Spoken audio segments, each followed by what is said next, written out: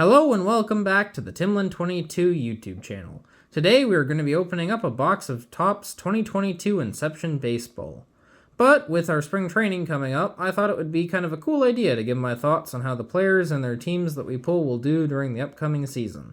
So if we pull, say, a Shohei Ohtani, I'll just give a quick rundown on how I think he'll do with the Dodgers and how the Dodgers will do in 2024. Now, just a quick note, I did try to get a box of the more recent 2023 Inception set, but the store I went to was sold out, so we'll just have to make do with what we have. So, let's get into it. As you can see, all hits are numbered to 299 or less, and we have one pack with 7 cards. Let's just get that out. Oh, it's a little stuck. There we are. So, one pack. We're looking for 3 base cards, 2 additional cards that have a limited or a numbered print run, and a hit of some sort, which is either an autograph or an autograph relic from what I've seen. We're obviously hoping for the autograph relic. I'll just cut that open there. I like to save my packs.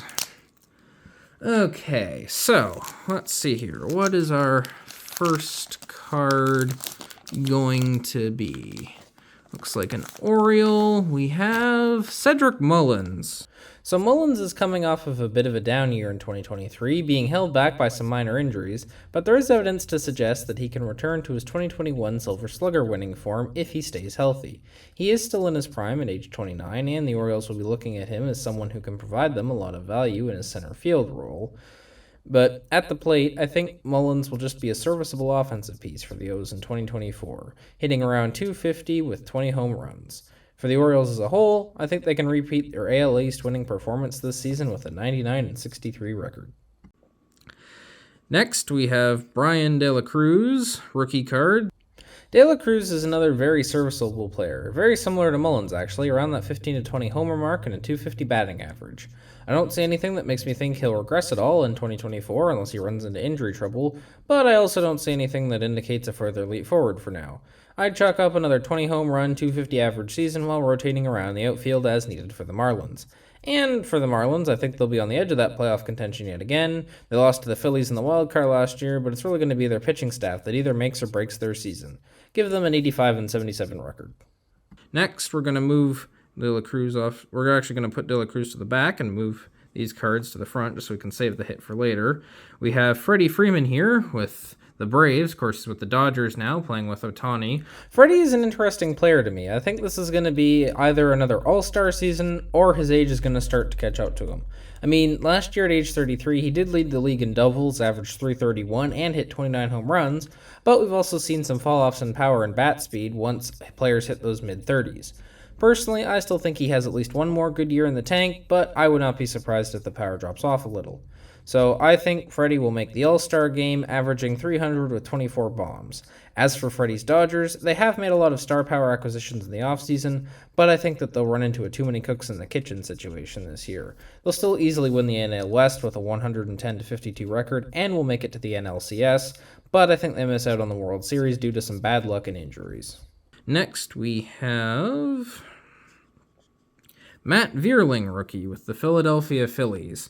Vierling is now with the Tigers, of course, but he has been an all-right utility man since entering the league. Mostly an average guy who will rotate through the lineup to give other players rest, but he has played more games each season he's been in the league, and he had showed some promise last season and more opportunities with the Tigers.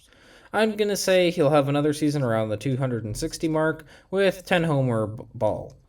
Meanwhile, the Tigers will look to keep their rebuild going, but despite finishing second last year in a weak AL Central, the defending World Series champion Texas Rangers side will likely block any hopes of them reaching the playoffs.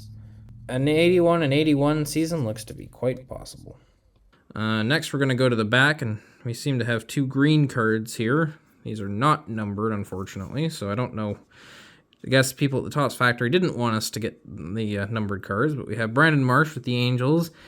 Marsh has now been with the Phillies for a few seasons, but the change in scenery has done him a load of good, it seems. After struggling with the Angels, Marsh has posted a .288 and a .277 batting average in parts of 2 seasons with the Phils. If he's able to get off to a hot start in spring training, there is a world in which he breaks out this season despite a lack of power. I'm going to predict a .280 batting average with 15 home runs and his first All-Star appearance. Meanwhile, for the Phillies, they'll look to get back to the NLCS after losing to the Diamondbacks last season. But with the rest of their main NL contenders keeping or bolstering their lineups, look for the Phillies to crash out in the divisional round after a solid regular season and a 92-70 record. Next card we have is Paul Goldschmidt. Good old Goldie. Goldschmidt was the 2022 MVP, but he's entering his age 36 to 37 season in 2024. And with his 2023 stats being down across the board, I do see a world in which he struggles and features on the bench or in a designated hitter role more often this season. The biggest indicator for Goldschmidt will be his strikeout and hard hit ball numbers, as his reaction time and power potentially decline with his age. 20 home runs, though, with a .245 average, will be a good but overall disappointing season by his standards. The Cardinals team as a whole, meanwhile, will hope to rebound after a poor 2023 campaign. The talent is there to compete, but the pitching staff really needs to step up to keep the team competitive.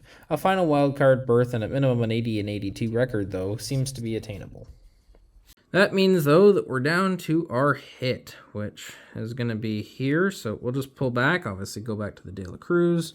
Put those cards off to the side here. Just do it like that. Okay, and let's see here. What are we going to be for our hit? We're hoping, of course, for a relic auto or something. Rookie card. Looks like it's sideways, so we'll turn it horizontally here. And Chicago Cubs. Alfonso Rivas. Autograph relic. 10 out of 75.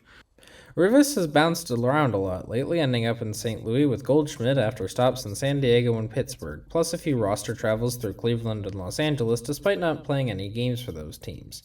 He will need a strong training camp to stick around with the major league club and will likely end up in AAA or bouncing around the majors again as a utility outfielder for teams needing bench depth.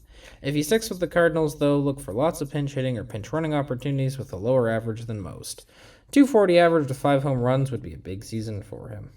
Anyway, that is the end of our Topps Inception opening. I hope you enjoyed. Obviously, a nice way to end the box off with the Auto Relic Pink to 75 of Rivas. And maybe the rest of the box was a little bit disappointing. Can just lay out our hits here. The greens and the base cards. Obviously, some nice rookies in there. But, yeah, I hope you enjoyed. If you did, leave a like, hit subscribe, maybe leave a comment if you're feeling up to it. And we'll catch you next time. See you later.